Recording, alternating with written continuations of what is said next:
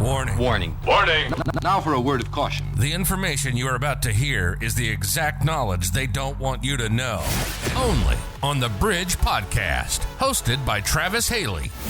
Guys, welcome to the show. Today, we're going to talk about a fuller life, is what I'm calling it, because I've got my dear friend Jim Fuller here. And Jim is, for those of you who don't know who Jim is, besides probably being one of the most humble and compassionate human beings that I've ever met in my life, is also an incredible craftsman and artist in everything. I mean, from not only what you're known for, making the AK or the Kalashnikov platform great again in America, right? Which we'll talk about this history here and talk about where you came from and what got you there, and then what was that 2007 when it all kind of popped off, or 2008, where people started identifying your work. Of what the commie gun has turned into. So we'll talk about that.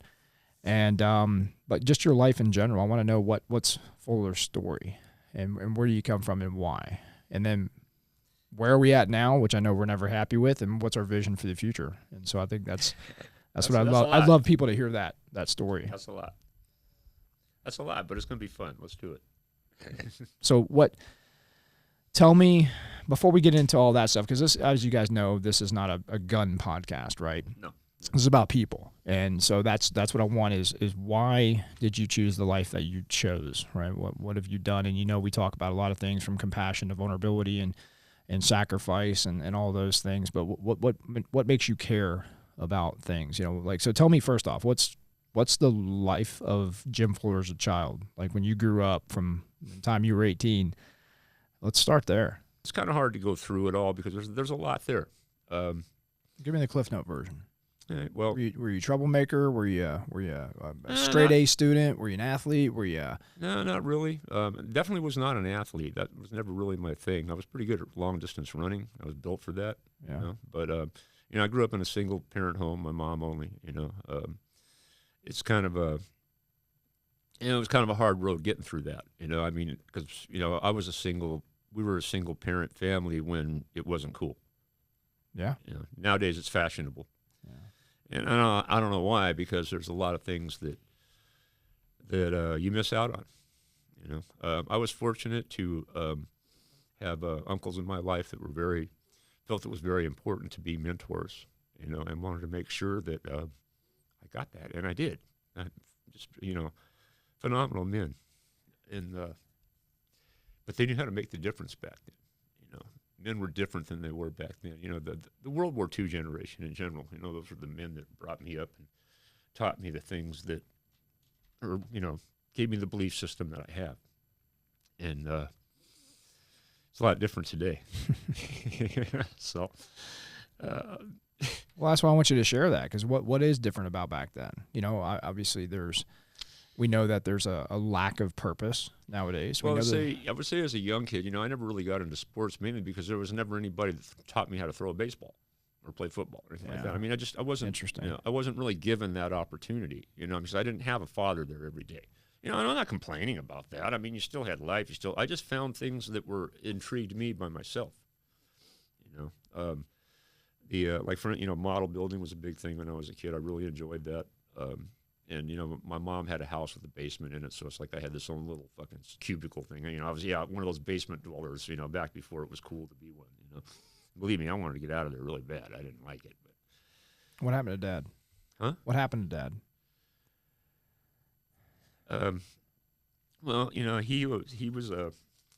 He was actually murdered at when I was 4.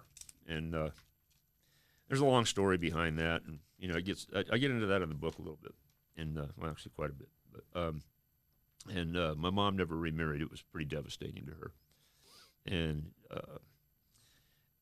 she was actually, we were living in Sacramento at the time, and it was one of those kind of things where, because of what happened, my mom was worried that we might be in danger.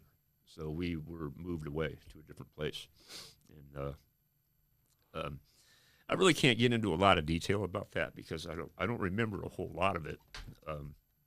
Really, I don't. I do remember my father, and I was fortunate to know his brothers. Later in life, I was able to find them because, I was completely separated from that side of the family most of the time when I was growing up, so I never really got to know them as a young child. But like I said, I had my mom's brothers and stuff. They were there, and they were. My Uncle Buddy in particular was an incredible man. I spent most of my summers with him, and then he'd come to visit throughout the year. My grandfather used to pop in every once in a while. He was a TV repairman. I always enjoyed that. So he'd always come and fix our fucking TV. Giant black and white fucking monsters, But tell me about the rest of your family. The rest of them? Yeah, because I know there's significance there, especially with your sister.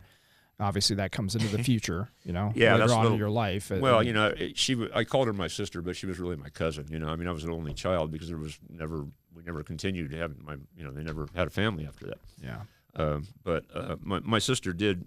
She was very close to my mom, and therefore, she was around a lot. And she became quite the mentor to me. She was a pretty successful person in life and played a big part in my life. And kicking my ass when I needed it. Praising me when I deserved it. So she was the big sister, the mentor, kind of like. Yeah, she was. She raised you. She did. My mom, as good meaning as she was a wonderful woman, and she was to sit and talk with her. She was very lovable, very warm, very friendly. She'd give you everything. She'd give you the shirt off her back. She was like that. But when she drank, she was fucking monster. And she could get fucking vicious. And she didn't care what she said. I think that's kind of where I got my abilities from. I tend to say things that I just don't give a fuck what people say, what people think, and it gets me in trouble once in a while, but I'm honest. You're authentic, man. That's why people love you. You're authentic as hell. It's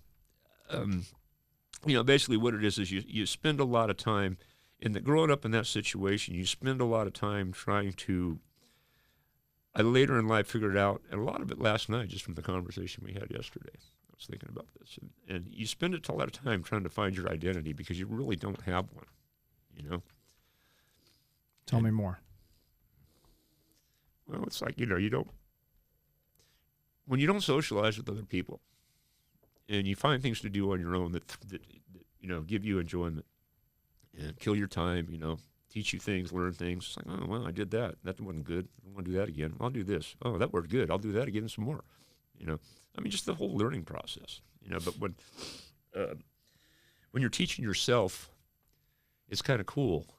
And, you learn things. Sometimes you learn the bad things. It's like playing music. I kind of got bored with models, and I managed to run into an old electrical guitar somewhere. My mom picked up somewhere, and she thought I might enjoy it. And she sent me to take a guitar lesson from a local music store in the town where we lived, and it was boring as fuck. I hated it. It's just like, play Jingle Bells on this one string. It's like, that's boring, So, the first Led Zeppelin album came out. It was 1968, and that album just kicked my ass. I would listen to that thing over and over and over again, and then I started emulating it on the guitar, and I basically taught myself how to play the guitar with that record album, and it was to this day, Jimmy Page just still holds a big spot in my heart. That man just wrote some incredible music. Because you dove heavily into music after that, didn't you? I did, because that's where I found identity. But that, like I said, looking for that identity, trying to figure out who you are, what you are, that was, I think, the first time in my life where I was able to do something for other people that they enjoyed, other than just building a model that only I enjoyed or, playing with my pets or whatever, But all of a sudden, you were doing something that a lot of people seem to like. Wow, look at that. That's kind of cool, and it wasn't like that at first. Most people didn't want to listen to you because you sucked, right? But I actually got kind of good at it, even being self-taught, But a lot of it was all about the feel of things, There's people that play music. There's people that play for the feel of things, and there's people that play for the technicalness of it. And then the ultimate is the guy that knows both. I had the feel, but I never learned the technical stuff right because I taught myself a lot of bad habits in playing guitar, which, still affect me to this day. There's certain things I can't do on a guitar that I wish I could, but I can't because I just learned how to do it wrong. Much like the biomechanics that you teach in your classes, It's the same thing with guitar, and even more so because it's a super fine motor skill. Yeah. But my left hand's pretty good. My right hand, it didn't learn good techniques. I taught myself how to do things wrong, and I'm stubborn. I don't change. It's kind of like I still shoot a modified Weaver stance. So tell me about your music path here. So you got into that. You started playing. You're self-taught. You got into some bands, didn't you? You started traveling. Yeah, I met a couple other guys. Throughout. As a teenager, by the time I was 13, got to the point where I could do this okay. And in school, I met another guy who was doing the same thing, and then we started hanging. You're 13 here at this point. Yeah, it's probably early young. teens, Right. And at this point we had moved to San Diego. We were living in San Diego at that time, and I was just going into junior high school, and I met another guy there, a guy named Steve Walsh, and him and I spent several years together playing around, learning how to play. We play with each other, we teach each other things, we discover things on our own. It's a lot of fun, And of course we drank and partied like most teenagers, kids did in those days too. We lived in a pretty rough area, and most of the people that I ran with were probably not the best citizens in the world, But the one thing that, really most of my friends from that era, I think there's only one left that's not dead or in prison, And but the one thing that kept me... Is that you? No, my friend Benny, he's still around. Oh, yeah. But most of the other guys are really either dead or in prison, and not dead from old age. They died early, Yeah. But, the music thing was the one thing that kept me from going down that path. And because I had the ability to do other things that my friends didn't. We first formed a band that we met this female singer who was really good. She was pretty talented, but she was as new as us, and we were all trying to learn how to do this. And we used to play at like high school parties and stuff like that. That's kind of where you got started doing that. Somebody'd throw a big party in their backyard, buy a keg, and you sit up on their patio and blast music, destroy the neighbors. The cop comes, show it up, break it all down. It's kind of a standard thing. Yeah. And then that led to I think the first thing, we got invited to play at a biker bar called Steamboat Willie's. And, typical, you can picture it, just the name of it, Steamboat Willie's, a typical biker bar. And man, that was amazing. It really was.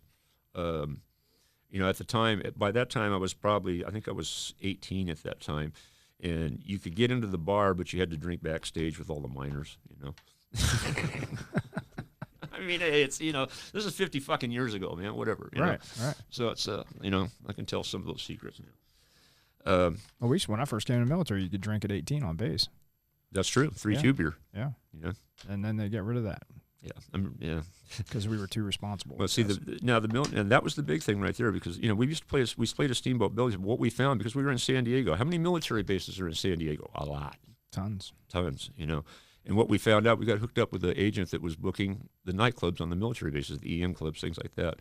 And we started playing, we had a female singer who was pretty hot, and then her sister joined the band. So all of a sudden we got these two hot girls singing in front of us.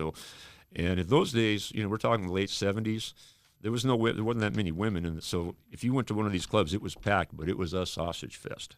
It's enlisted clubs on base. There might be one woman to 50 men. Well, especially back then, there wasn't as many females in the military. No, now it's different. Now it's a lot more diverse, I'm sure it's probably not much different. But you got to remember the times too, and the culture of the time. This was San Diego in the late 70s. Mm-hmm. Military people were not popular.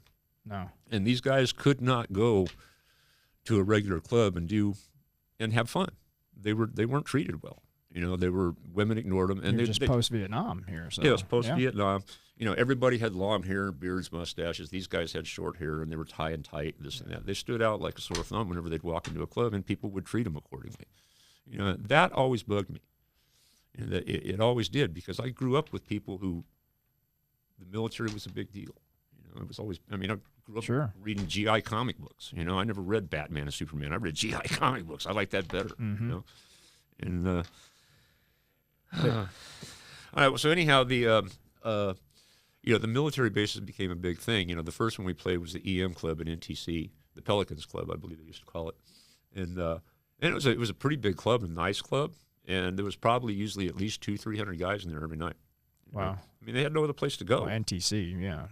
It's a big base, and so we got to the point where we were playing there. We were playing at Steamboat Willie's once a week. They were playing there once a week, 1 week a month. So then we ended up filling up. We ended up at NAS Miramar, 32nd Street base.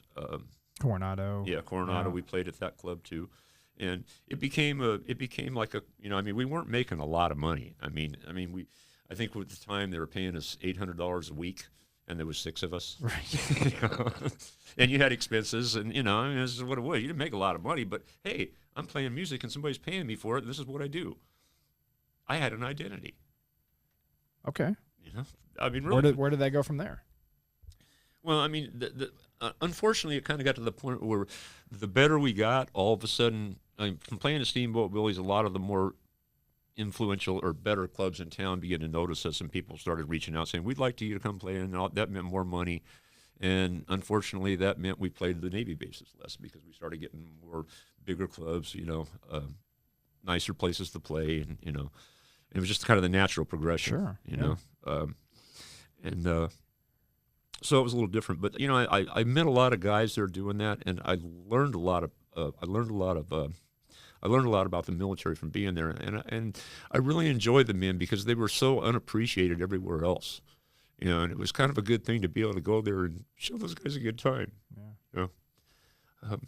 You know, it's weird because you know, my age, everybody thinks that I was born in the hippie generation. Well, I fucking wasn't. I hated those people.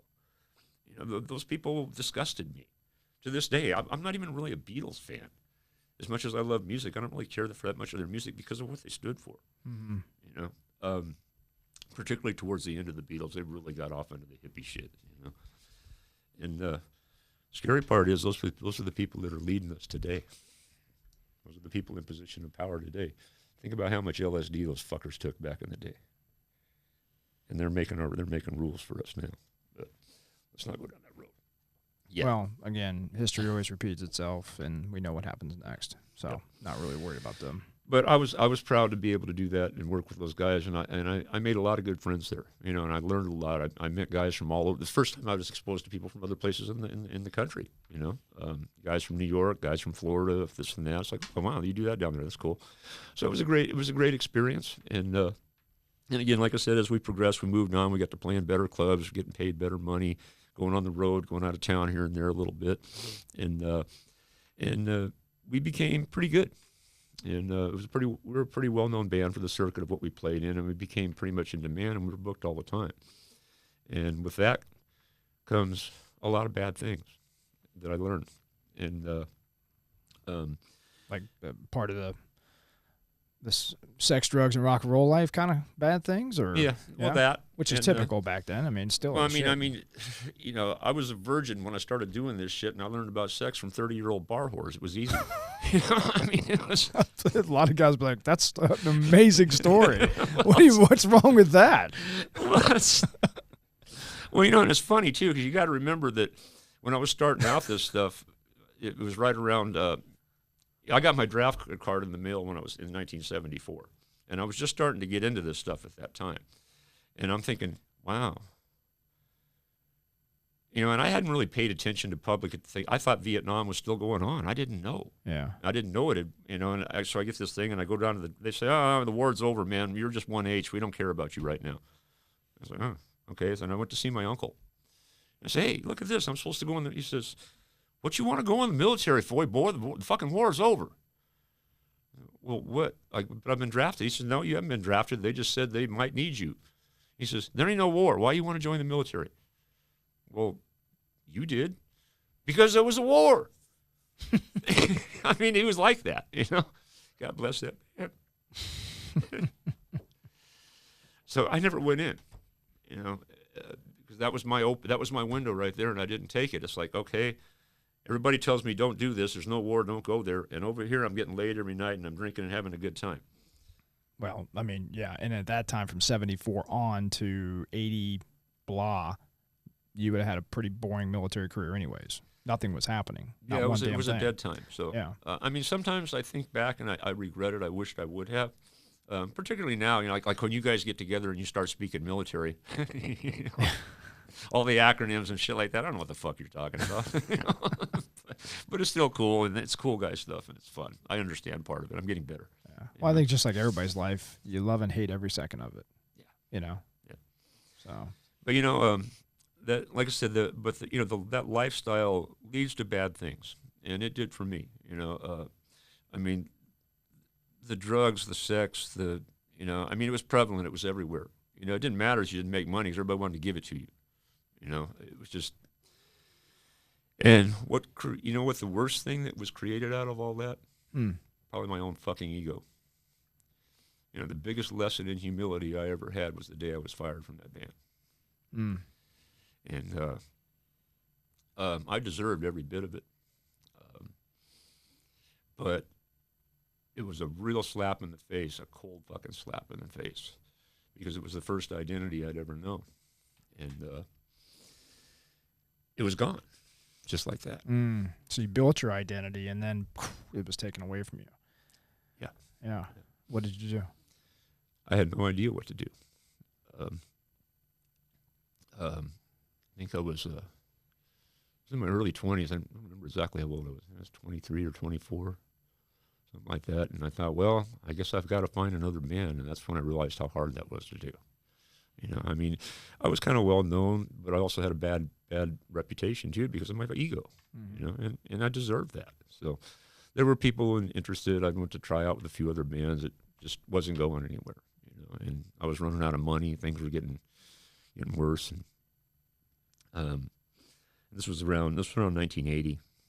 And there was a friend that I had met playing in the military bases, a Vietnam veteran. And I always he was a good guy. We kept a good friendship over the years and stayed in touch and visited frequently. Remember, this is back before the internet. It wasn't that easy to do that. So if you stayed in touch, that was a big deal. So, but he was a cool dude, and I learned a lot from him. And he was an electrician, and he taught me a little bit of stuff. Anyhow, he called him up and I explained to him what was going on. He says, "Wow, that's fucked up, man." And he goes, "Well, what are you doing?" I said, "Nothing." And he says, "Well, he says, I know you're a pretty handy guy with tools and stuff, and I know you know a little bit about electricity. I've got I'm doing contracts for military work, and we got some construction projects that we're working on. If you want to, I can put you to work. I can, what do you think?" I said, "Well, I ain't got nothing else going. Teach me. Let's go." So we were doing a couple of things around locally, and then he says to me it was about 2 weeks later. He says, "Hey, look, I got an offer to go to another place. It's out of the country." And he says, "If you want to go, it's a 6-week trip. I can pay you $10,000. And my floor hit the fucking door. It hit the floor. Jaw drop. $10,000, the most money I'd ever heard of in my life. For 6 weeks. Are you fucking kidding me? That's more than my band would have made in that time. And it's all me.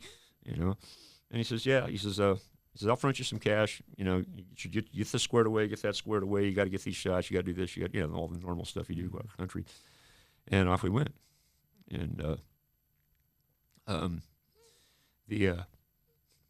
with the job, the contract was about providing temporary power at a location from a generator to various tents. There was a Quonset hut, a couple of shack type things, kind of a little shack thing that had been thrown together, building up for something there, and it was kind of in the sticks out in the middle of nowhere, and so we go to work on this. They had an old French generator there that didn't run, needed some parts, and there was 4 of us on this crew, and one of them the 3 of us were doing electrical work. I was the grunt helper, and then there was a motor man who was fixing the generator, and so he had ordered a bunch of parts that he needed to get the generator going while we're working on this stuff, and anyhow, long story short, the truck that was bringing the parts got hijacked and robbed, which that happens frequently down there, I guess.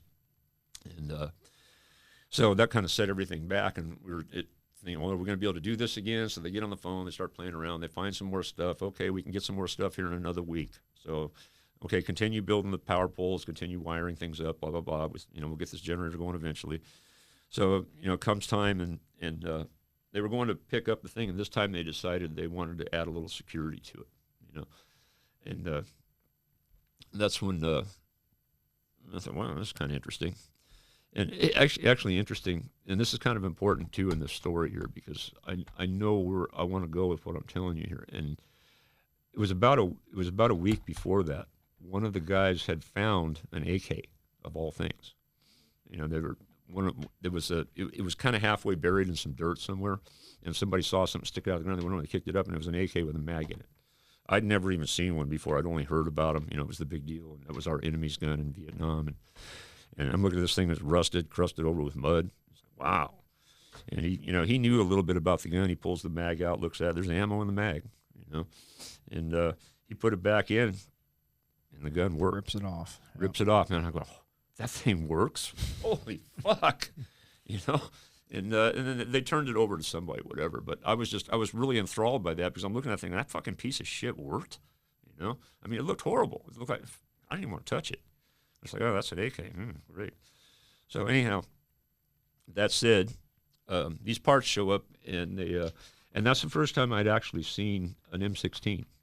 And all of a sudden, 2 M16s showed up.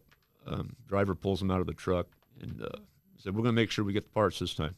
So you guys were leaving the little village that you guys were in to go pick up the parts for the generator, and these guys pulled out M16s. Yeah.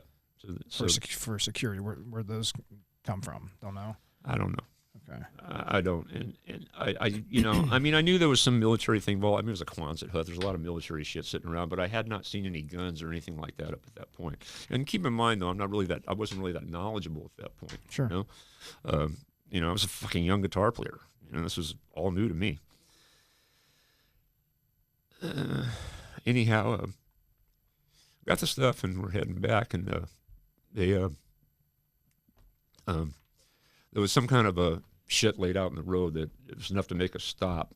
And the minute we stopped, gunfire, and it was an ambush of some sort. And I remember the driver, he was shooting, and the other guy next to me, he was shooting, then his rifle stopped working, and I remember seeing him playing with the charging handle, doing this shit.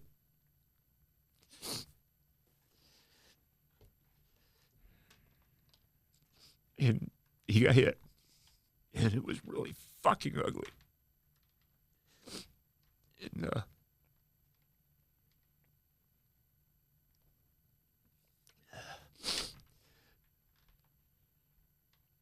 sorry. It's all right, man. Share it, brother. I'd never seen anything like that before. And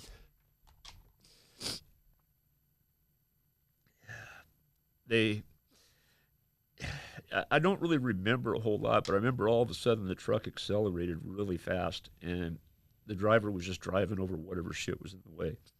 And I remember his body falling off the truck. It was kind of a stake bed truck, and it was missing one of the gates. And when they took off, his body rolled right out of the thing. And as far as I know, they never got it back.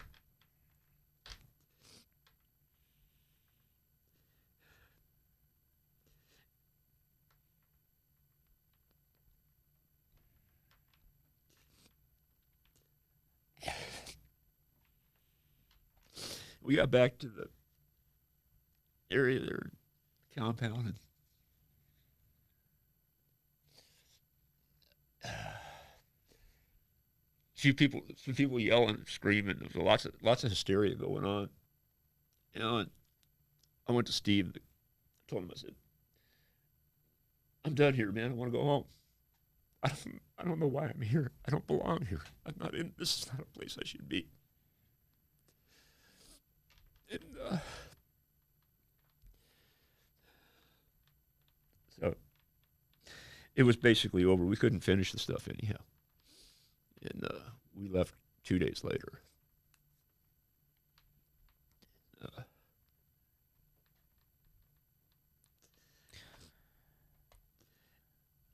I know you've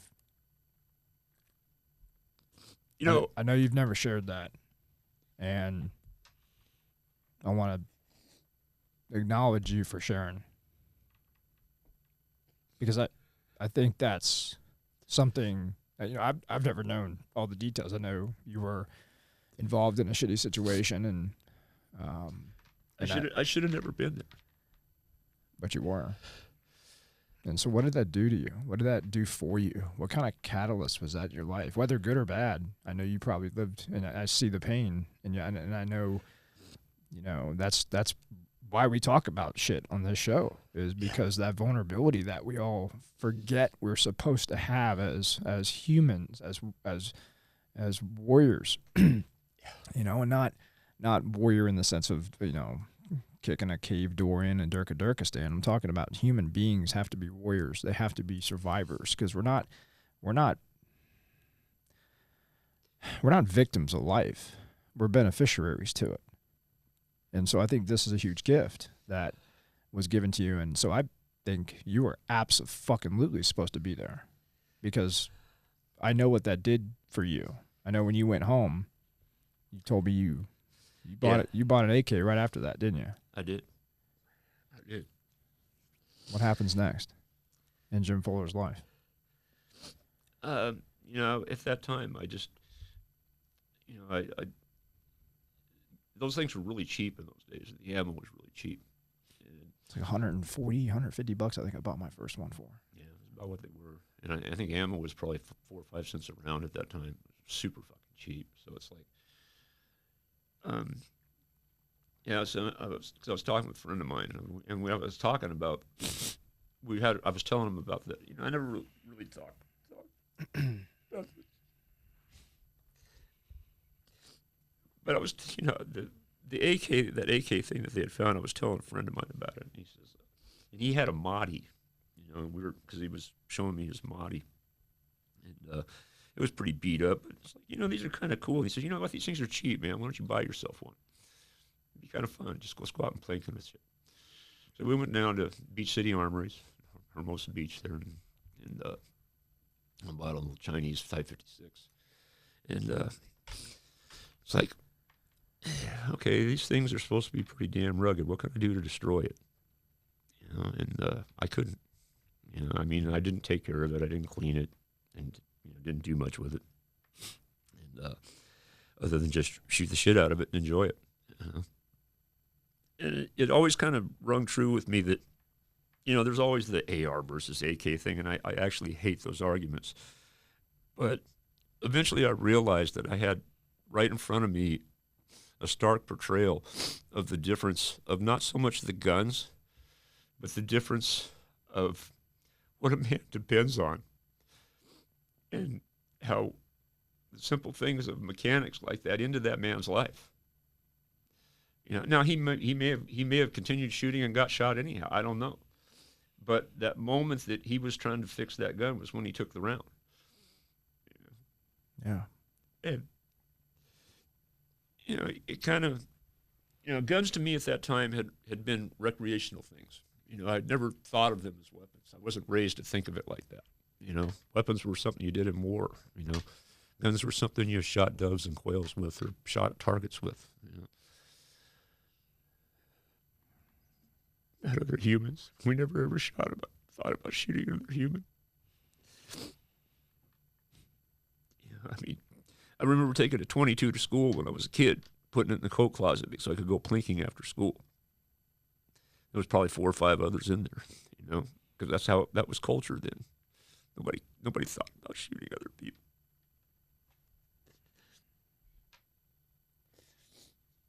Yeah, I don't know what happened. Well, I do know what happened, but that's probably a whole nother podcast right there.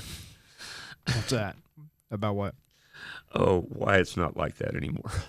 You know? Wow, yeah, it's a whole other podcast. Yeah, it's a whole other podcast. But anyhow, I kind of had to do something, and I still wanted to play music, but I just didn't know what to do with myself.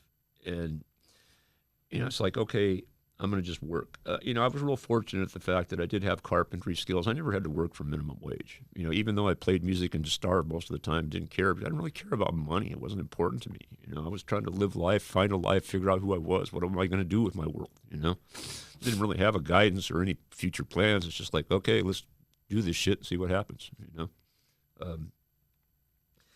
So I banged around a few different odd jobs just trying to figure out. That's when I went to airframe school, you know?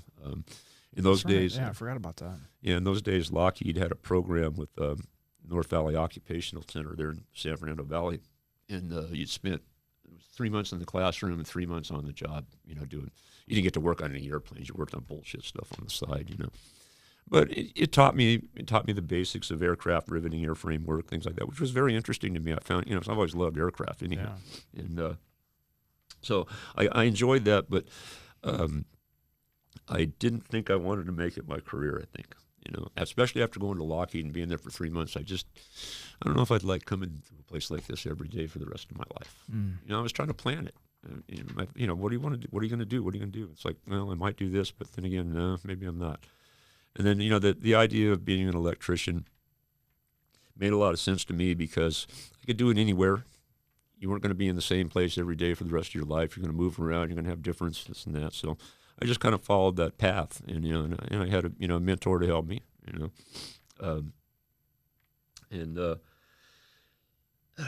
you kind of bang your way through all that stuff. I stayed at that point. I didn't want to play music for a living anymore because, okay, I got this electrician thing. I can pay my bills with this, but I wanted to write music and try to do things, go for the big record deal, So here we are living in LA, trying to play this game, working all day, rehearsing all night, just to go do a gig somewhere on the weekend that nobody would come to, just hoping somebody would and see how awesome you were, And, you do that, in those days, there was, you got to remember there's no internet back then. There was no Instagram. The music business was totally different than it is now. It was all controlled by big record companies. And, nowadays you can put out a guy can sit with his home computer and put out an album. It's on the internet just like that. Boom, done. Those days wasn't that easy. And so it was you really had to be passionate and dedicated to what you were trying to do to put up with all the crap you had to deal with to be able to be in that game. And I did. I did for quite a while until I met my wife. But you had some big opportunities, though, didn't you? Because a lot of famous people on the music side of the house. I did. Even some of the guys in your band had great opportunities, even when you fired them. Who was that?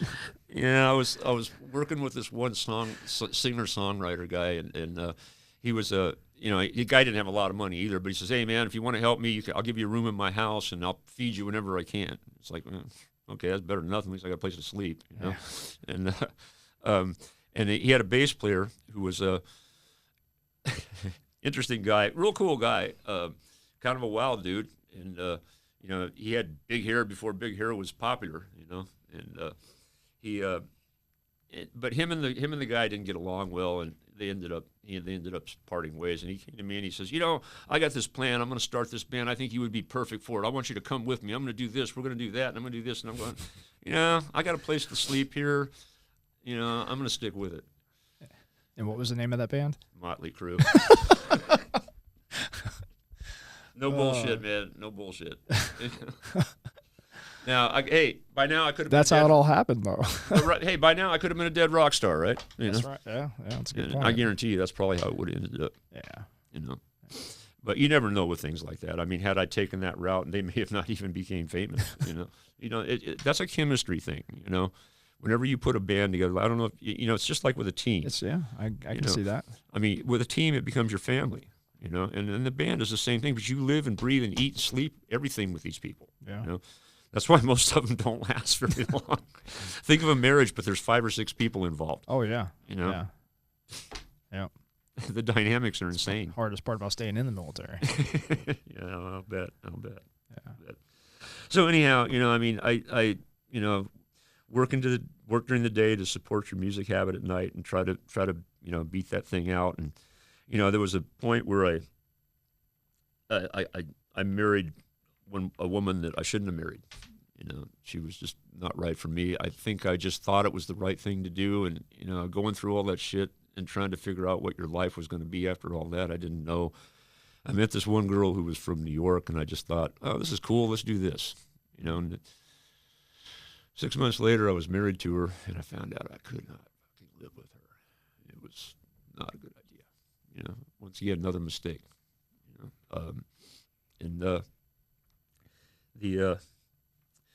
The contractor I was working for at the time, he had a woman that was renting. He had a big house in Encino, and he had a woman that was helping him do his book work, and she was renting a room in his house, who ended up being my current wife. I met her, and I left my ex-wife. I was a fucking piece of shit. but I knew I had made the mistake. It couldn't go on. It was horrible. But that's the only time I ever did that to a woman. You know, most of the time they dumped me, you know. But it was for a very good reason, because I knew I had found a true soulmate. And, you know, here we are. It's almost 40 years later. 40 years. 3 kids later. And we're going to be 30. We're coming up on our 39th anniversary in November. And that woman is my whole life. She's definitely your rock, man. Yeah. She's a lot of people's rock. Yeah, she is. But, you know, a lot of that is because, you know, she came from a single family also. And, I mean, her parents were around, but they were not together, you know. So we shared a lot of the same values because of that, shall we say. Anyhow, I knew she was the right person for me. And it didn't take long until our first son was coming along. You know, and it's like, okay, this is cool. I'm going to do this. And then our second son came along. And it's like, okay, this music thing ain't going to work anymore. You know, you can't keep doing this. You know, you have responsibilities now that are bigger than playing music and doing whatever you think is important, because it's no longer that important. Those guys are important. That's your path. So you found your identity again. I found my identity again, to be their dad and try to make sure they got all the things that I did, or the things that I thought I missed out on. I just wanted to make sure that they had that. And it was weird, you know, because growing up, you know, I mean, my wife was I was the disciplinarian, she was the nurturer, you know, so I was the asshole. And but, you know, you raise 3 sons at a time when things are trying to, you know, and things just tempt them and do them wrong. And, you know, they all turned out to be pretty good boys. They're all in their 30s now, and they're good men. And there's always that rewarding day when every one of them comes to you and they say, you know, Dad, you were a real asshole when I was a kid, but God bless you for it, because I understand now. Well, you were a compassionate asshole. Yeah. You weren't just an asshole. No, you know, And I mean, I had a lot of, everybody remember, I had a lot of my mom in me, my mouth, you know. Yeah. Yeah. I never had to hit my children, but I could verbally put them in a spot where they, oh, fuck, you know. And I never, you know, I got whipped with the belt when I was a kid, and I don't know if that was bad or good. You know, I'm not going to try to make a judgment on that, but I never wanted to hit my kids, and I never had to. Do you resent your dad or your mom or anything from hitting you as a kid, or whipping you, or belting you, or patting? No, because I don't think she did it unless I really deserved it. Right. You know, that's the biggest difference between then and today, is people think they don't deserve it. Yeah. Well, it's that whole. Not to say that I think it's good to beat. You know, there's a whole science behind that, but you know, after the age of 4, I do not believe in it whatsoever anymore, based on what we know now. Mm-hmm. And what it does and traumatizes people. You know, because I heard the other day there was a kid that was hit. He's 17, and he was hit with his. I shouldn't say this, but hit with his father's fraternity paddle. Ooh. And still consistently says that's a narcissistic, egotistical asshole dad that does that. Yeah. Right. Like, that's not what we mean by spanking people. It's No. Yeah. Anyways, not to get off on a tangent. With my mom, it was a belt. That's what it was. You know. Oh, I think that's why I was so good at IPSC, because in the garage I had 2 electrical tape black X's, and that's where me and my brother put our hands when we did bad shit, and we were not careful at it. And Dad would let us know. And it hurt him more than it hurt us. I could tell by you could feel it, the energy, and that's because you saw the compassion, which, you know, I always ask. Like, I have no regrets of that. That was a huge learning lesson, and I deserved it. And by understanding that I deserve it means that there's a level of vulnerability there to open myself up for that attack, to become a better person by identifying I wasn't doing the right thing and I deserve this. Yep. People can't find that distinction anymore, and it makes parenting very difficult. But which is obviously one of the biggest reasons that America is failing, is not because of the government, not because of guns and mental health issues, as we always talk about. It's because of failed parenting strategies. I think there's good ideas and bad ideas in the world. A lot of it rolls around the end of individual responsibility. Right. Yeah. And we talk about that a lot. Yeah. People, you don't see much of it anymore. And if there was more of it, of course, individual responsibility requires a lot of other traits too that have been bred away from people, unfortunately. The world really lacks that now, and that's why we have no real character left in our leadership anymore. You know, and I don't know where we're going with this down the road. With this right now, but yeah, I know we talk about this a lot. But before we get too far off topic, let's get. I want to finish this story with you. Because now you're married, now you're having kids, and then you start to get into what you're known for, right? So how did that? I want to know how that started, because I don't even know if I really know the whole details about what you had that AK. You were running it. You didn't treat it very well, and then why? Yeah, fast forward to like now building AKs for people. Yeah, at first one I ended up selling, but then I bought another one a little bit later on, and I decided, okay, well, what's this thing tick? I'm going to make it destroy. I'm going to destroy it. I'm going to see what I can do to make this thing work. And I did the best I could. I treated it like shit. It got rusty. I didn't clean it much. I shot corrosive ammo through it. Never fucking cared. And the thing just wouldn't die, you know. So one day I cleaned it up, refinished it. You know, I just did a quick refinish on it. Rattle canned it kind of thing. And I wasn't quite doing that yet. But I started working on the thing and monkeying around with it and stuff. And I ended up kind of fixing it up and giving it to my son, you know. And then I bought another one, you know, a little bit better a model.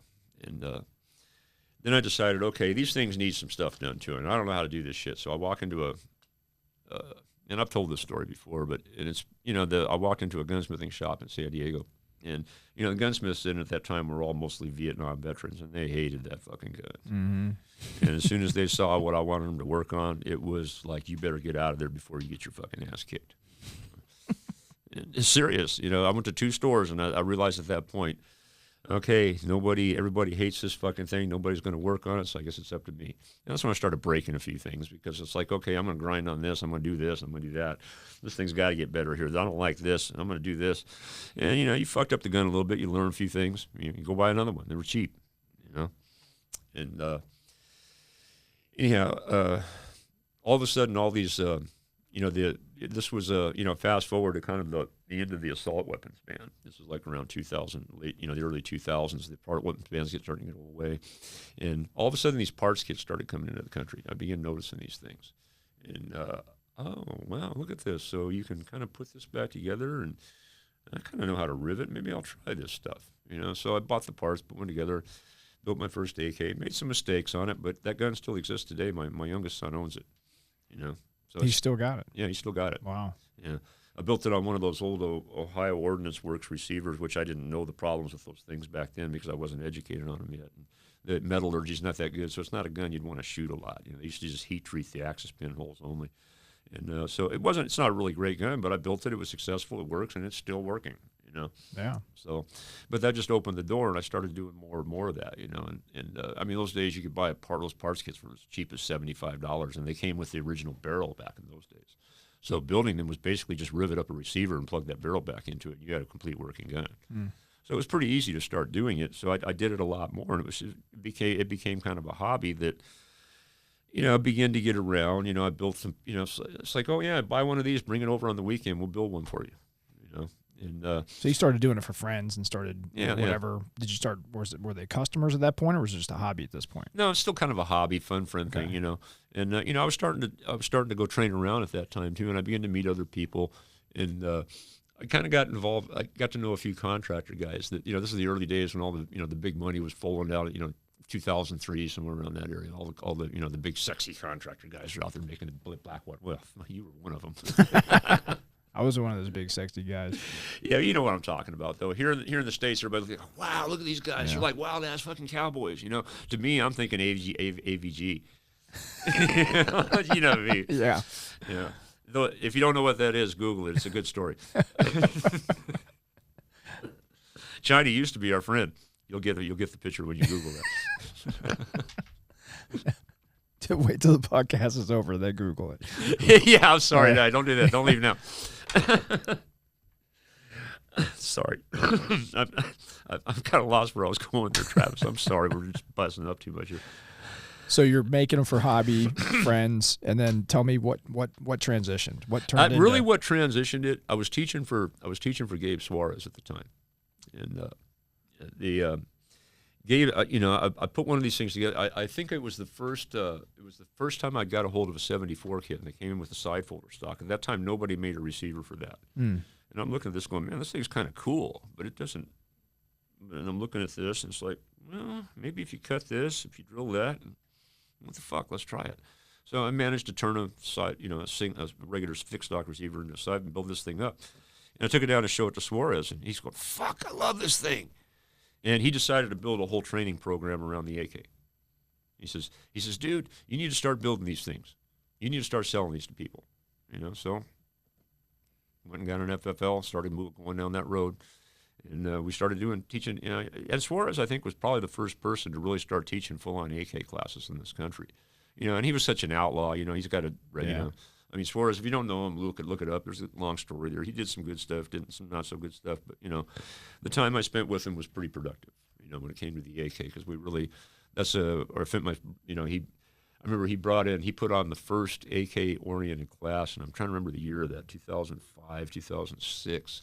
And he brought out Sonny Pazikas and Marko Broviev, former guys from the Russian military that were, it's the first time we'd ever got to train with people like that, And Paul Gomez was also part of that class, too. I don't know if you remember Paul Gomez. I do remember Paul Gomez. Yep. And so that was quite a weekend, man, of just total AK and just indulging in this stuff. And, man, it just seemed to take off from there.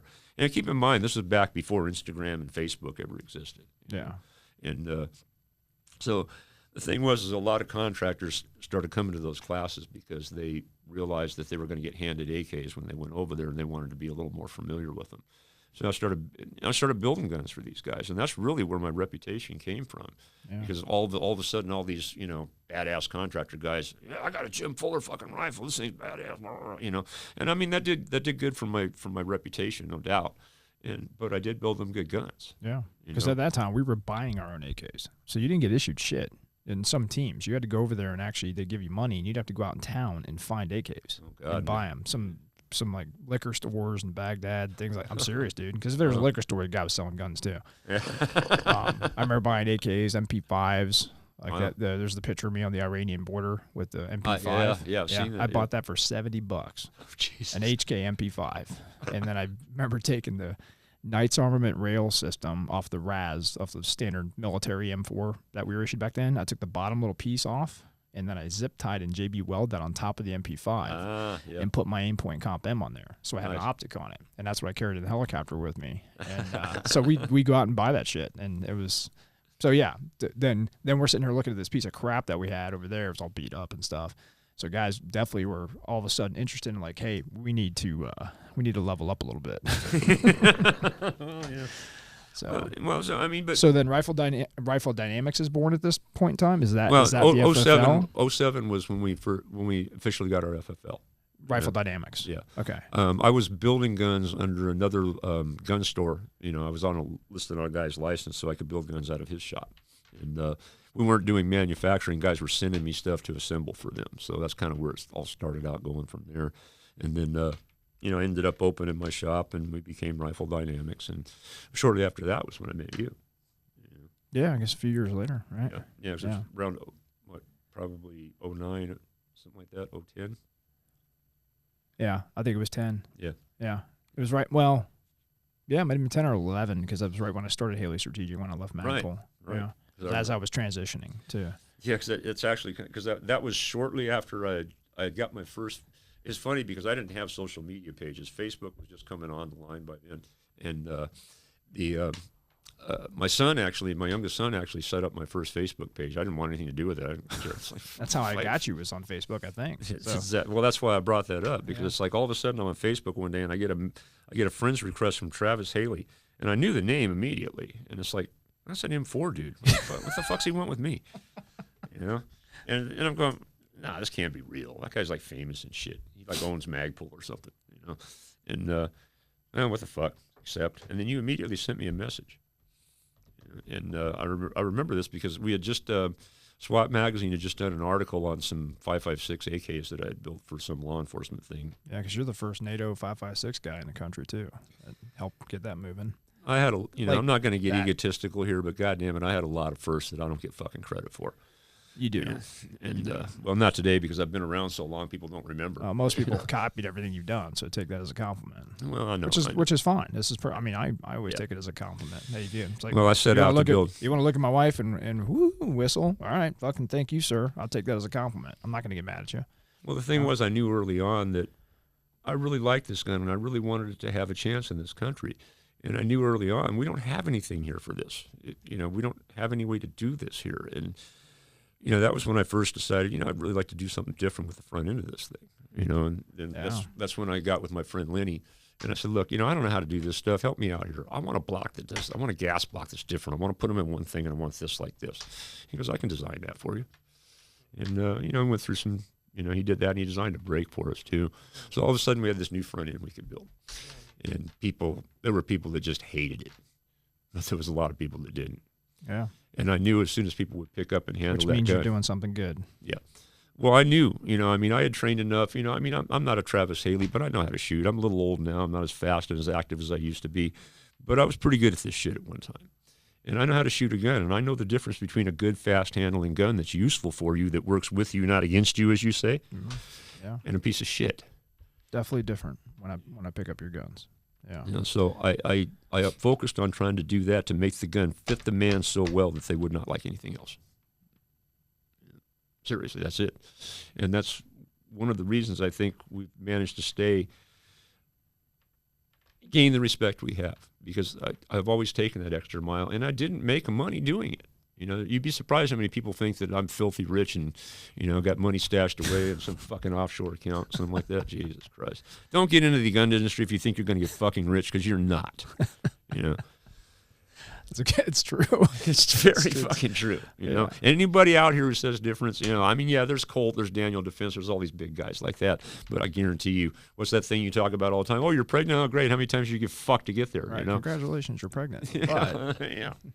Yeah, I didn't say it right, but No, that's a good point. And I think I had Ray Torona was working with me at the time, and one of the guys helped me develop the incog holsters and all that stuff, and he was one of my second employee, I think, at Haley Strategic, and we were talking about AKs because we're big AK guys, which at the time you didn't know, and then that's when he's like, hey, why don't you reach out to Jim Fuller? I'm like, yeah, so I know your name as well, of course, and then I was like, yeah, let's do this, and with the intent to just connect, and because I think Ray was looking at that, and he's like, you need to get this thing worked, man.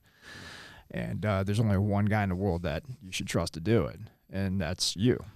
And so we connected, and next thing you know, we're freaking doing guns together. And, you gave me that first, what I call the Darner rifle, which maybe one day will become a reality. Yeah. And I started running that thing thinking, like, I know AKs. I know them inside and out. Obviously, it was the first rifle I ever owned. Was a Norinco Mac 91 that my dad told me that I was crazy for wanting to get a commie rifle. Of course. Why can't you get a hunting rifle like every other kid your age? And I said, well, I'm not every other kid my age. And 1986, Clint Eastwood said it makes a very distinctive sound when fired at you, so remember it. And so I was like, I got to have that gun. Yep. So I go out and I buy it, and I know this thing inside and out. And, of course, that was my favorite weapon system, always has been. And that's what I was so shocked to find out about you. Yeah, and a lot of people don't know that because, there's the AR guy, the Magpul Dynamics videos. Right, that's all I knew you for. That's what that was the 15 seconds, and in that 15 seconds was nothing but M4s. But some of the most significant moments in my entire life revolved around the Kalashnikov platform. Whether it was the first one that I ever got as a kid, and I knew it inside and out, and I was infatuated with it, the same as I was with aviation, and I knew it. But like we talk about all the time, even today, which is getting a lot better. If you go into the military and hand somebody one of these guns, they kind of like, what's this thing? What is that? Well, that's the safety. Okay. Yeah, I've seen that in our classes. You should know the answer to that especially if you consider yourself a gunfighter. You can't be a true master and a true gunfighter unless you know weapon systems. Now, I'm not saying you got to have, an encyclopedia in your brain and know every part and everything, but you should be able to pick up any weapon system and realize it's a modern firing system. A box goes into a box magazine, right? All of them have some type of slide or charging handle system. Almost all of them have a safety on it. There you go. There's your 3 elements. So figure out how to manipulate those 3 things. And the AK, of course, is known for being a little bit heavier manipulation on the gun to be able to run it. And I run an AK faster and more accurate than I do an M4. Always have, and you know that. Yeah, yeah, I've watched. especially with your guns, which are not. Well, you're the one that put. You're the one that I'm the big AK guy, and I never shot AKs beyond 400 yards because I didn't think why. You're the first person that ever made me push an AK beyond 400 yards. Yeah, in a class with 27 people. I remember that day. Yeah. And I said, we went out to 750. I think was the 750. 750. And you're like, what? I was like, what you think the gun's got a problem with that, or do you have a problem with that? Right. And next thing you know, everybody's making consistent hits when they understand the math, because a bullet never lies. Right. And these guns are extremely accurate. Even renowned people out there that are instructors will say, it's only good till 200 meters. Okay, go to Arlington National Cemetery. I guarantee there's a lot of stones there that will beg to differ. You see, the Afghanis, the Taliban, they're freaking shooting across valleys with these things, 1,000, 1,500 meters, just spraying and praying, but they know that bullet's going somewhere. Yep. And I've seen people suppressed. I had a buddy that was a Peshmerga fighter with MARSOC guys up in northern Iraq, and I still got the text. I think I showed you this. And I won't say his name, but I get a text, and you remember this shit? He's like, hey man, I need dope for 123 grain, 47 round at 1,000 meters. And I'm like, okay. So I text 62 feet or something. I text him back. I was like, dude, what are you playing with? Are you experimenting with something? And I'm thinking, wait, isn't he he's supposed to be in country right now? He's contracting. And he's like, dude, just send me the data. And I'm like, okay, well, what are you doing so I can have some context here? And he said, no time, I need the data now. And I was like, dude, are you in fucking country right now? And he's like, yes, give me the fucking data. I'm like, okay. So I started calculating in my head real quick. I'm like, it was like 33 feet or something like that. And if I remember right, it's like, hey, imagine a telephone pole above the guy's head and aim a little bit higher than that. And he texts back about 5 minutes later, thanks, it's working. And I'm like, and then he calls me, and we talk after the firefight, and him and the team were pinned down in some trenches in open fields in Erbil, I think it was, up in northern Iraq, very rolly, hilly country, beautiful, you can see forever. And so a couple assholes were pinning them down with AKs about 1,000 meters away, but they're also running AKs in that because they were contractors. And he's trying to figure out where to hold his red dot on his EOTech. And when I told him, he's like, that worked. Thanks, man. Appreciate it. And it literally got their heads down enough to where the teams could get and roll out and go assess what was going on. At that distance, you're mortaring the round in, but it's still going to go there. You'd be surprised. And that's a misnomer that I try to get rid of. We typically think in trajectory arcs because you see them on paper doing this, right? Okay, so if I fire this gun right here, this AK-74 out to 800 meters, well, which has very similar shooting gun too. Yeah, but it's not going to be. It's honestly, yes, there's going to be a steeper trajectory angle than this, but not by much. So if you were shooting at 800 yards with this, how many degrees do you think the round is coming down into the target at? Like, it's not 0 anymore. So what is it? I really couldn't say at that distance. I don't know. Most people say 45 degrees. I've even heard scout snipers instructors say that before. Hey, spotters, be careful because remember the bullet's coming in at a steep angle. And I'm like, oh, fuck, okay. So and then you hear these things in your career or in shooting courses, and you tend to believe them. And especially when you see the trajectories in these books. Well, next thing you know, you get taught by experience and discovery when you actually co-sign it and you build these systems to be able to shoot this and find out exactly what the degree is. This gun, and it's very similar to a 5.56 and a 7.62 sniper rifle, like let's say 175 grain boat tail, it's got very similar characteristics as a 5.56 bullet out the distance. There's differences there, so I'm not going to get into the weeds on that. 2 degrees. That's it. Really? 2 degrees. So if you step back and you look at somebody shooting at 800 yards, and you could see them, you could see the target, right? Does the bullet go, like this. No, it's not an artillery round. It literally looks like a laser beam going across, because now, have you ever seen a tracer fire at night? Yeah. You ever seen a tracer do this at 800 meters? Right. It just goes, it's a laser beam. Yep. So a lot of people are, I think, have a misconception of how ballistics are. And so therefore they think, well, that bullet's too fat and short and heavy. And so therefore it's not going to be a good round distance. You know, because I've watched you do it. Remember that Type 2 that you built for me? Yeah. Right? 1951, original parts for the most part. We were stacking, hitting targets at 400 yards with that thing. Now, it wasn't the best accuracy because that barrel shot the shit. Yeah, but you're talking hitting. a 1951 AK, but it's hitting consistently. And there's probably hundreds of thousands of rounds through that gun because of where it came from. Right. Same with that thing. That's a 1971 Egyptian Mahdi, and if that thing could talk, man. Yeah. And that's where this connection with you and I happened, because a lot of people always wonder, was it just because of the gun thing? No, it's because of our intense, deep passion for that system and what it did, because that gun right there is the reminder for me. It's everything that's my. So it's heavily affected both of our lives. It has, and you wouldn't be sitting here. I wouldn't be sitting here if it wasn't for that day of my life that changed everything and made me think differently about how I think. Yep. It started everything that you see here, and it was a very, very heavy experience, just like your experiences in your life that remind us that shit happens, and sometimes it's very hard to live with. And you keep asking about a forward. We're trying to get a damn book going here. Let's see if I could find this note just really quick, not to take too much time. Jim Fuller.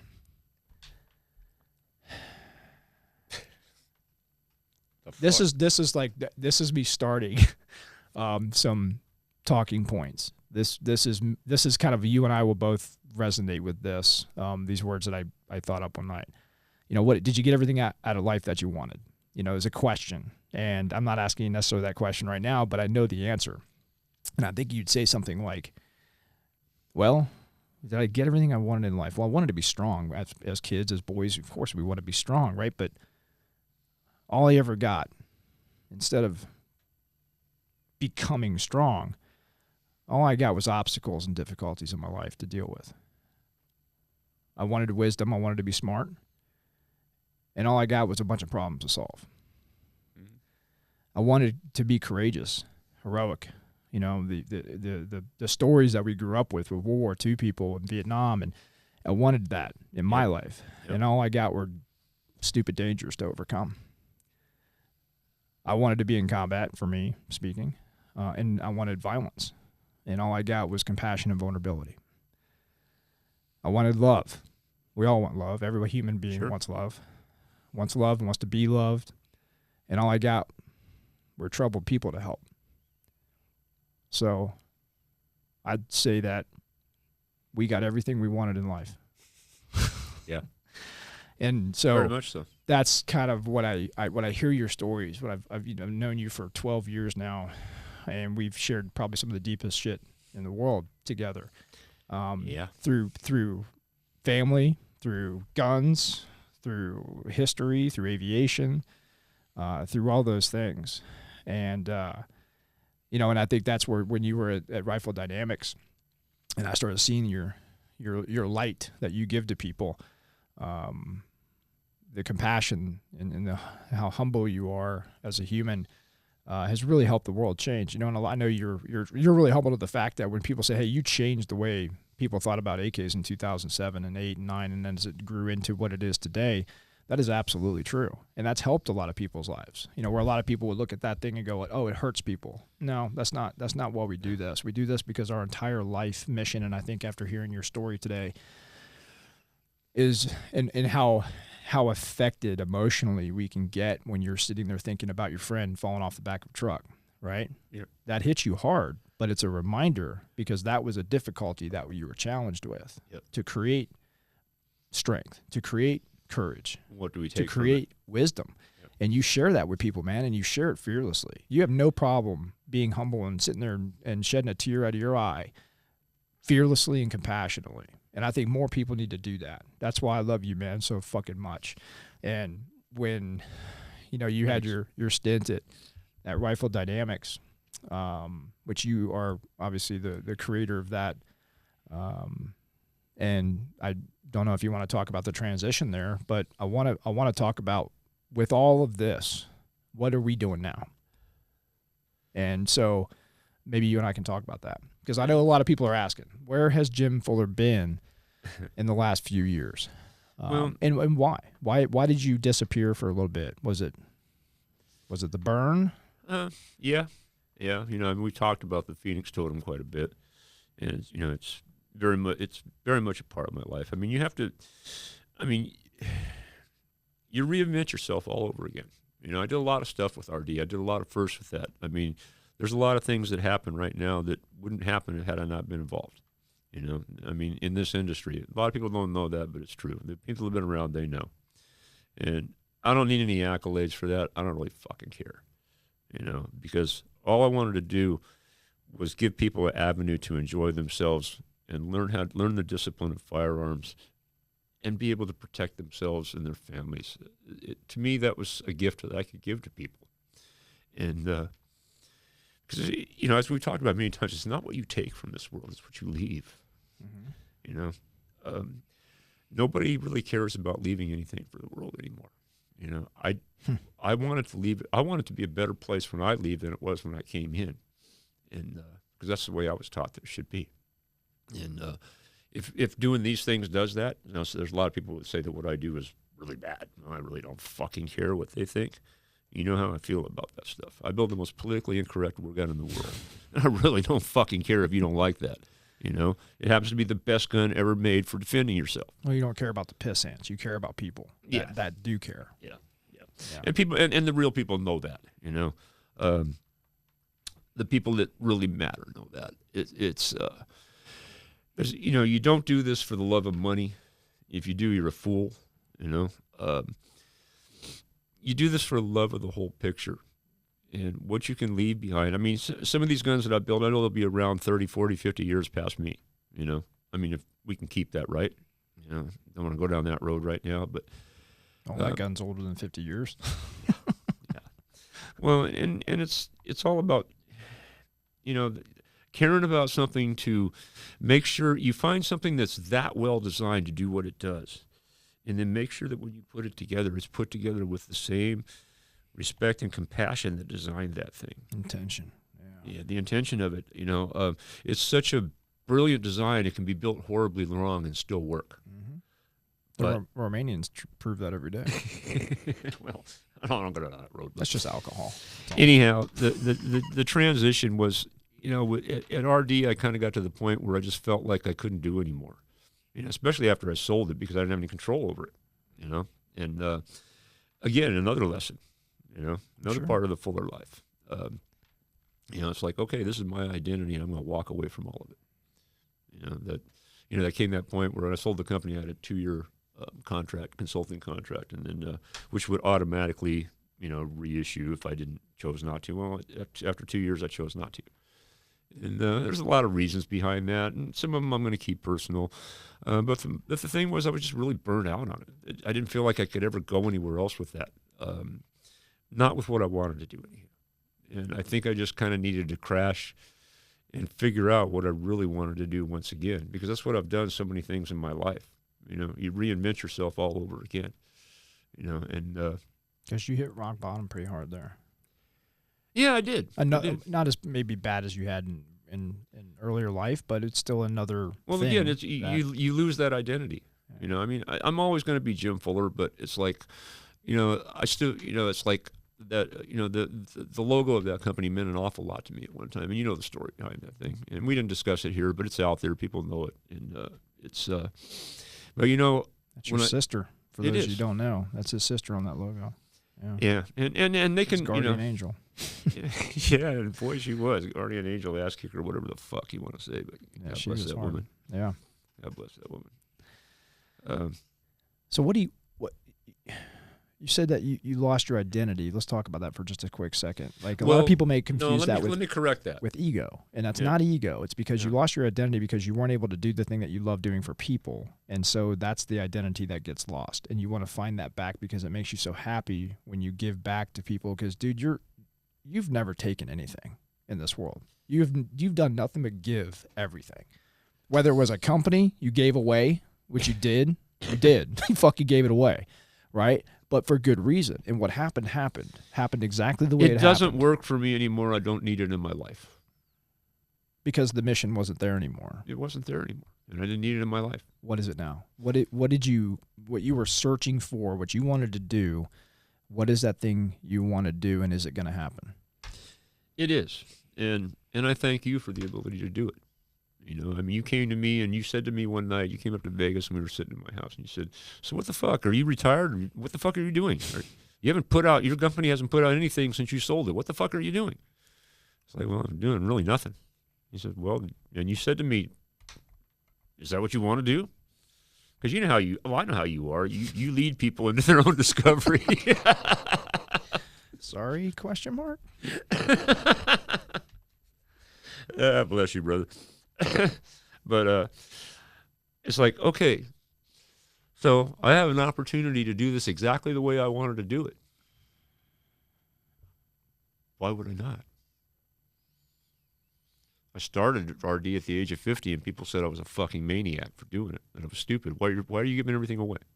Why would you want to go do something like that? Well, it kind of worked out okay. So why can't I do it again in my 60s? You know, I ain't dead yet. There's still some shit rolling around in this brain. You've seen it. You know what's up there. That's an interesting place. So, Not for some people. So Fuller Phoenix is born. Fuller Phoenix is born. You know, I told Jim to get his ass down here, and I want to see the light that went out a little bit, and I think that's because the fire had kind of gone out in you a little bit. It had. I guess maybe I'm speaking with my own words here. I'm not saying anything you've ever said. And I think what's interesting is once the fire went out, it was because of the burn. And when the fire goes out, you're left with ashes. Yep.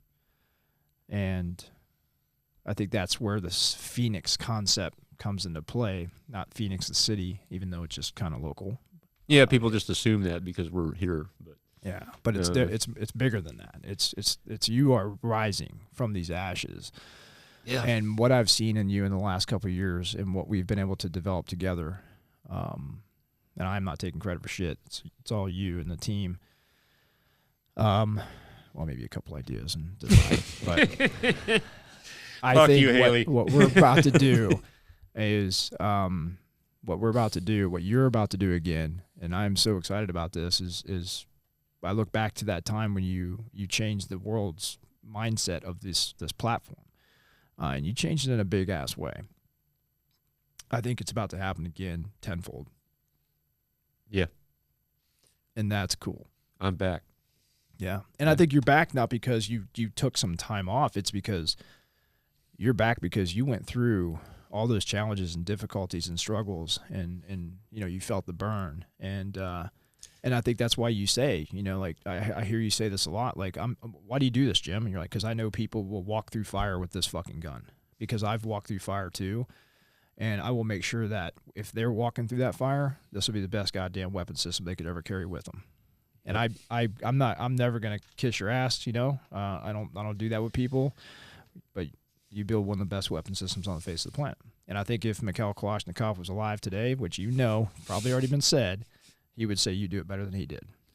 That's a fact, right? Regardless of what you think of that, and him and Russians and all that stuff, there's some serious, incredible history and design and intention here with this platform that I think people don't respect.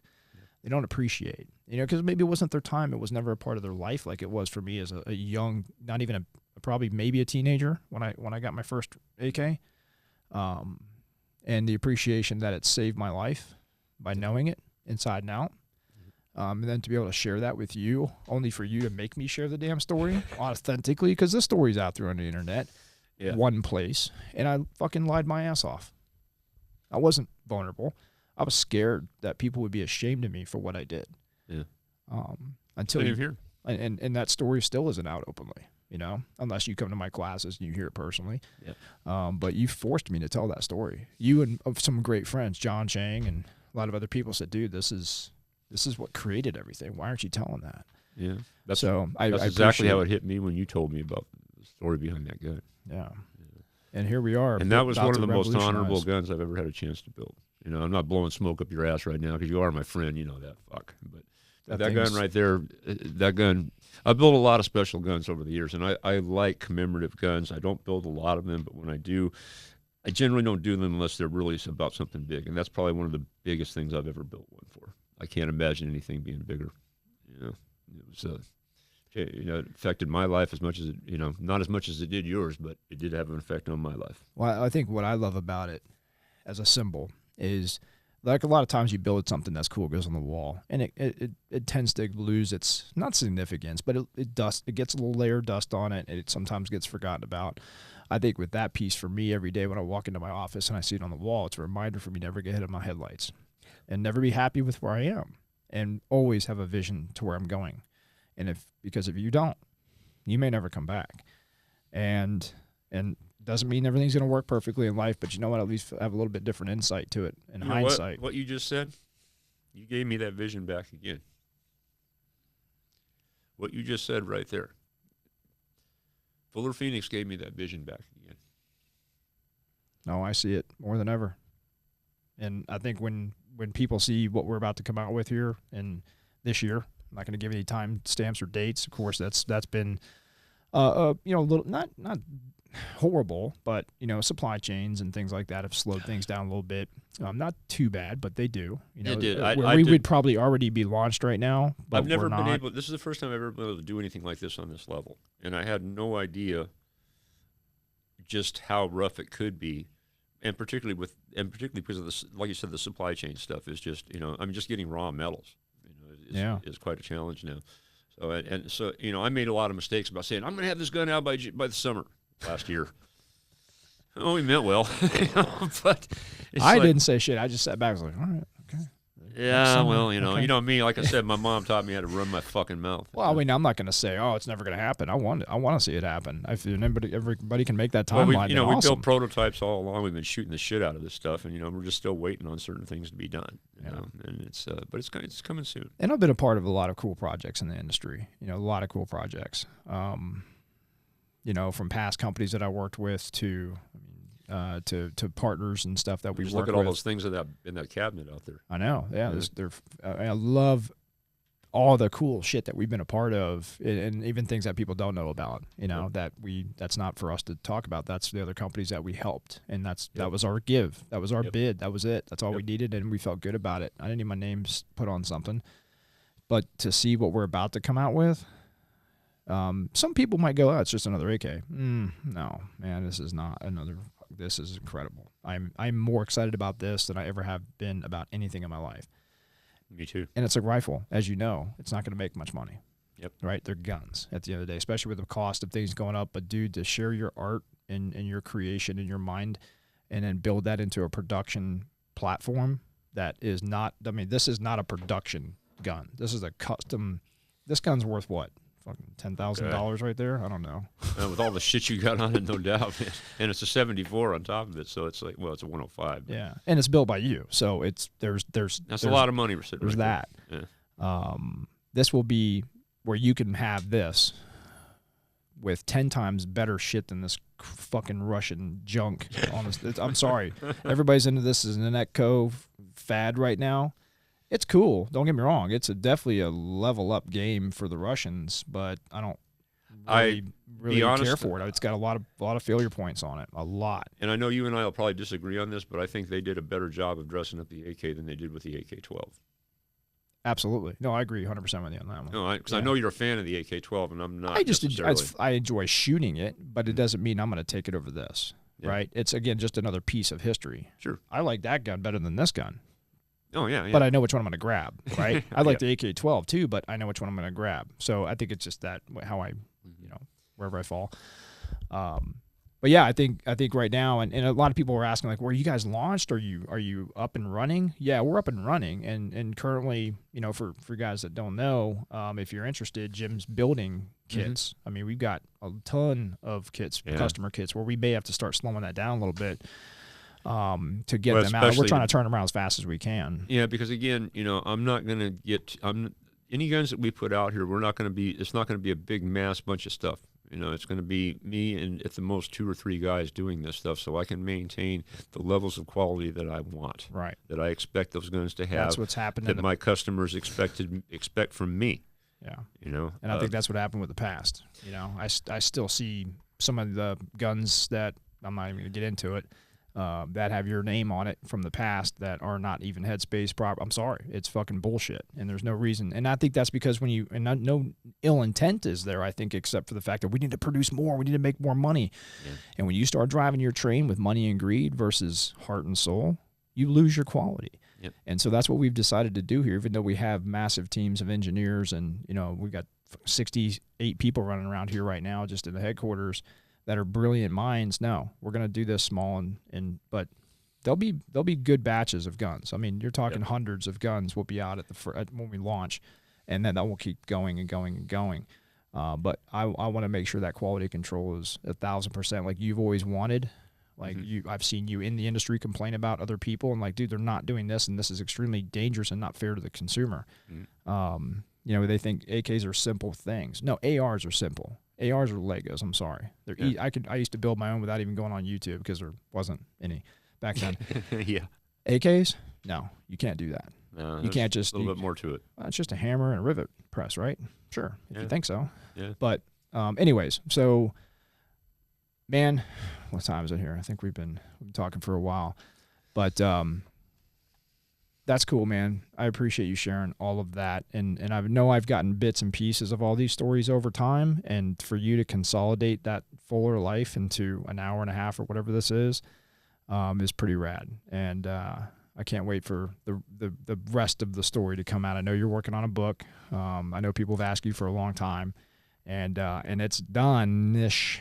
We have to finish it, and with all the other things that we got going on, I think that'll be really cool to read about, and definitely. You just got the cliff notes, but there's a lot more to it.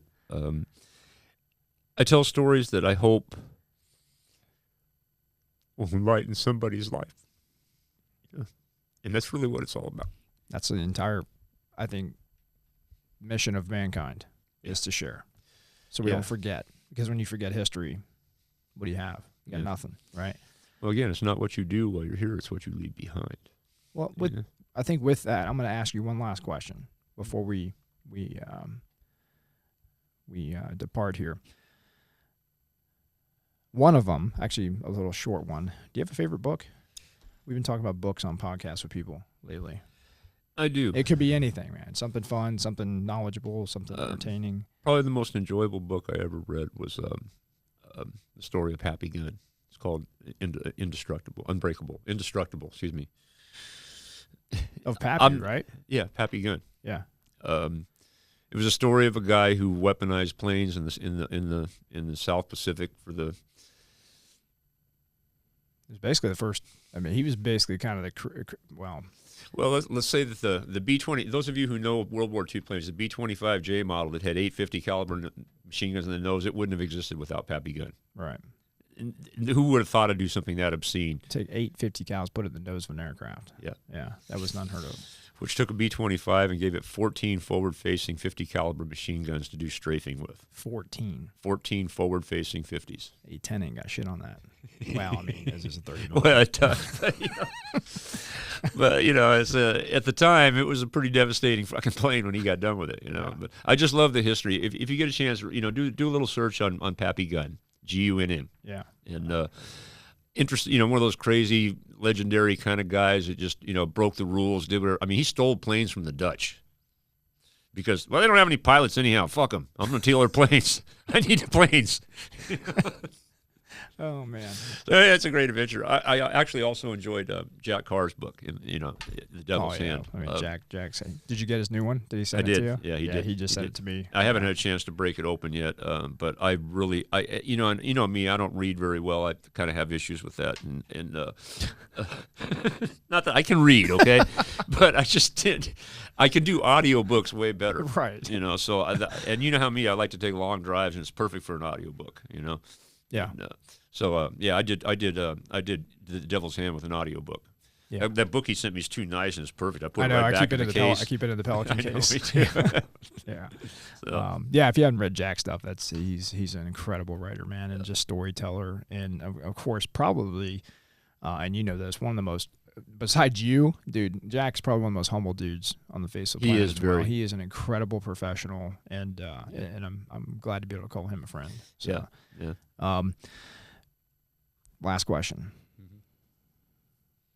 This is something you probably saw with Jared. He asked me, and we're starting to do that now with guests that come on.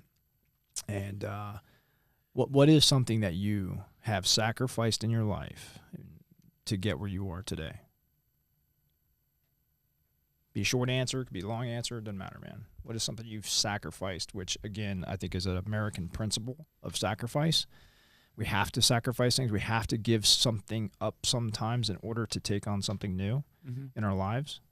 Whether it's like, hey, I got to get rid of this habit, so I got to stop doing this, but I might need to replace it with something else, so I got to make a smart choice there. Or maybe it was family, like it was for me. That really hit me hard. Anything that you can think of that you've sacrificed? And a lot of sanity. Okay. Yeah, a lot of sanity. There's been a lot of pain, no doubt. I've sacrificed a lot financially because money is, what are you going to do with it? As long as I can get by, I'm fine. I don't really, me. You know how I live. I live small. I don't need a whole lot. I never have. That's why we sell T-shirts, so we never have to go buy shirts. It's like my wife says, I wish you'd buy a shirt that doesn't have a gun on it. I said, well, I give those for free. Yeah, you never got to pay for them. If anybody has a non-gun shirt they want to send Jim, can you please send it to Haley Strategic? We'll make sure he wears it in the next podcast. I might buy an In-N-Out burger shirt. I kind of like those too because that's a little bit different. It's my style. I'm just a low-key kind of guy. I don't know, but no, sacrifices. We all sacrifice something in some way, but I never had anything to really give up, to lose. So I don't know that I sacrificed anything. I gained a lot. I love that. Sometimes your brain hurts. Sometimes your body hurts. Sometimes you wish, God, why did that go like that? Why didn't it go like this? But then you go, well, it went like this, and you learned that. So what did you really lose? What did you really sacrifice? It's all in how much you think you should have. And then if you think you should have a lot and you don't, then maybe you did sacrifice somewhere. But I've gotten a lot of things that I don't think anybody else could ever get because of the things that I've done. And that's value, man. You walk away knowing and believing things, learning things that people who can't open up to that never do. So I don't believe I've sacrificed anything, honestly. A little bit of sanity, probably some money somewhere along the line. But again, what is the value of that? How important is that? Here I'm sounding all fucking Gandhi-like and shit. No, man. I think that's why people love you and hate you because you can't live in one or the other. You know that is because that you are humble, you are vulnerable. You love to share with people, and you've never. I mean, I cannot honestly name a time in your life that I've ever seen you take anything. You've always given everything, man. And but that gives you a lot. Yeah. Yeah, I've never really thought of it that way. I do, but that's. I assumed you would have said something different, and I think that's. Fuck, I'm gonna leave it at that. What are you getting out of life? No matter what happens to you. What am I getting out of life? No, I'm just saying in general for people, like, ask yourself, what are you getting out of life? Are you getting a value, or are you just going, I cannot get a break. I can't pay my bills. I can't do this. I can't get a job. I can't get a date. I can't do nothing, right? I'm always, yeah, all those things are happening, whether you realize it or not. The adversity that you're going through is going to eventually, when everything settles in time, be the greatest fucking thing that ever happened to you. And the problem is we resist that fact. And once we become to accept it, you realize how much value you have in life. Yeah,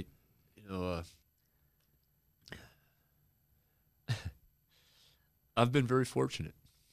Yeah, I've been fortunate to know you.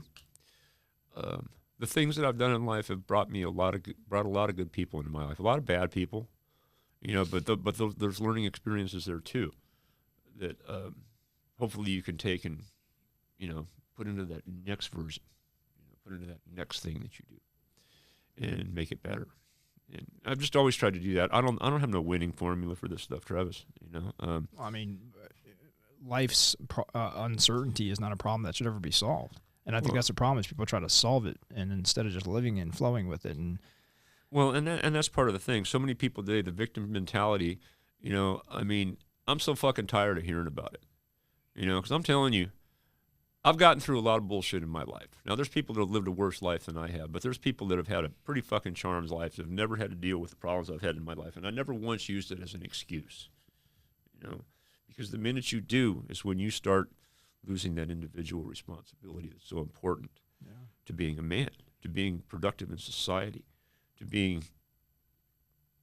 that guy that people were glad was there, Well, with that, Jim, I'm glad you were there. Thanks, brother. Thanks for too. I think we're going to leave it at that, man. Thanks, brother. It's good having you on. You too.